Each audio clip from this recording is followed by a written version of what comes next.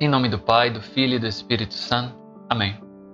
Para seguirmos adiante, falando ainda sobre a nossa consciência, porque isso é o centro da nossa vida interior e é fundamental formarmos a nossa consciência.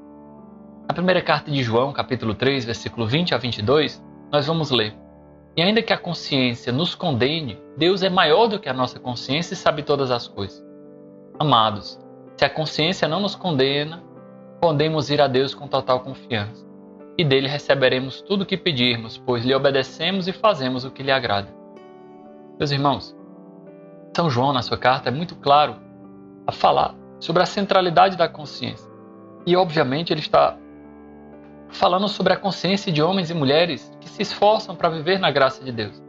Não aquela consciência relaxada e nem mesmo aquela consciência rigorista. São as duas doenças da consciência, poderíamos dizer assim.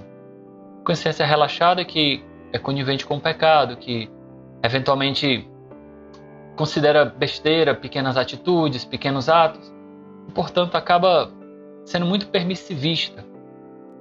Tudo faz um pouco, é importante o equilíbrio e acaba não levando tão a sério a graça de Deus. Por outro lado, aquela consciência muito rigorista acaba sendo escrupulosa, não é verdade? É fundamental focarmos na formação da nossa consciência.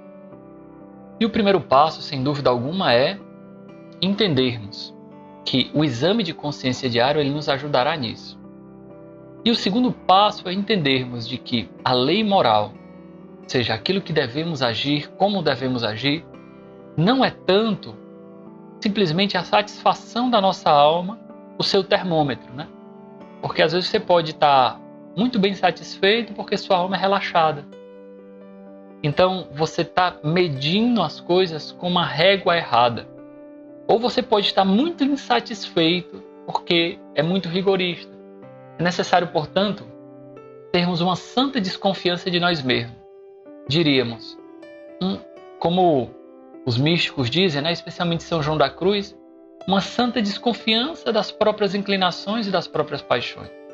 Para isso é necessário, para formarmos bem a nossa consciência, entendermos o que a igreja ensina, vermos os mandamentos da lei de Deus, em primeiro lugar, e deixar com que ele forme a nossa consciência. Infelizmente, na nossa cultura hoje, nós queremos formar os mandamentos e não tanto ser formados por ele. Mas os tempos são outros, as pessoas não vivem mais a castidade, é verdade. Mas as coisas mudaram, mas o coração do homem continua o mesmo. Os tempos são outros. Não precisa ser tão rigoroso assim, por exemplo, com a sonegação de impostos, né? Aí a gente fica procurando justificar e legitimar os nossos erros. Porque o governo é injusto, porque vivemos numa sociedade de desigualdades e etc. Ao invés de nós deixarmos nos formar pela lei moral, nós queremos formar ela e ser os juízes dela. E aí nos excusamos, ou seja, temos a desculpa perfeita para continuarmos no erro. Meus irmãos, é necessário ter uma alma e uma consciência humilde, deixar-se formar pela igreja, deixar-se formar e modelar pela vida dos santos, deixar-se formar, modelar pelo aquilo que a santa doutrina da igreja ensina.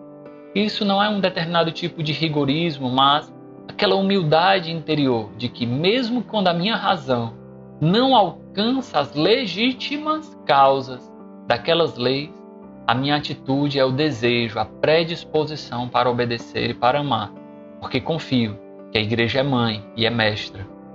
Vejam, meus irmãos, eventualmente para uma boa formação da consciência é extremamente saudável também nos usarmos do recurso de uma boa direção espiritual. O que quero dizer com isso?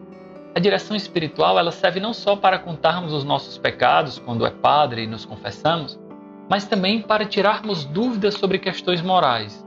Como agir? O que fazer? Será que é certo fazer isso? Será que é certo fazer aquilo?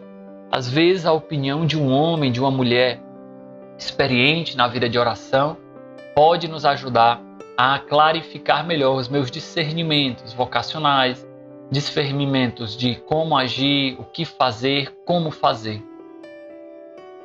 É importante termos essa santa desconfiança de nós mesmos e, claro, prioridade, a confiança absoluta na graça de Deus, que se use de vários instrumentos para formar a nossa consciência.